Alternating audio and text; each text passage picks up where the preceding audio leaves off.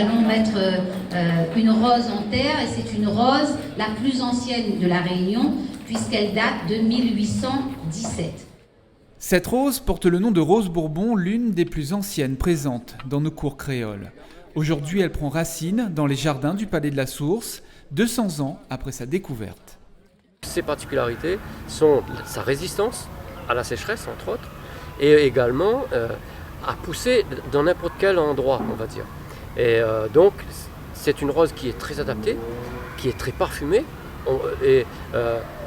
On aurait, vu les difficultés qu'on a aujourd'hui dans notre milieu de production horticole, d'avoir ce genre de rose et voir l'utiliser aussi pour des faits nouveaux. Et pour que cette rose retrouve ses lettres de noblesse, le département, en partenariat avec le Jardin botanique de Mascarin et l'association Jardin Créole, lance le Rose Bourbon Tour, un recensement à l'échelle de tout le territoire des variétés de rose Bourbon encore fleurissantes dans les jardins réunionnais. Les gens vont avoir des outils, des plaquettes, une information qui vont leur permettre d'identifier eux-mêmes ce qu'ils ont dans leur cours, la rose de leur grand-mère, ce dont ils se souviennent, etc. Donc ils vont participer eux-mêmes et nous appeler éventuellement à Mascarin ou à l'association Jardin Créole et nous dire voilà, moi j'ai cette rose, je veux pouvoir l'identifier, il me semble que c'est une rose ancienne, une rose Bourbon, venez voir.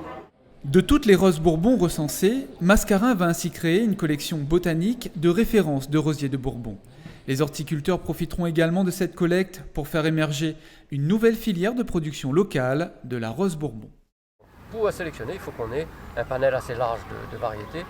Et en même temps, l'association fait un travail, le Jardin Créole, monstrueux en termes de sa présence déjà dans tous les coins de l'île et de recherche, de reconnaissance de ce qu'on a, parce que ces rosiers qui sont à La Réunion, le but c'est de les avoir, de les multiplier et de développer de façon locale.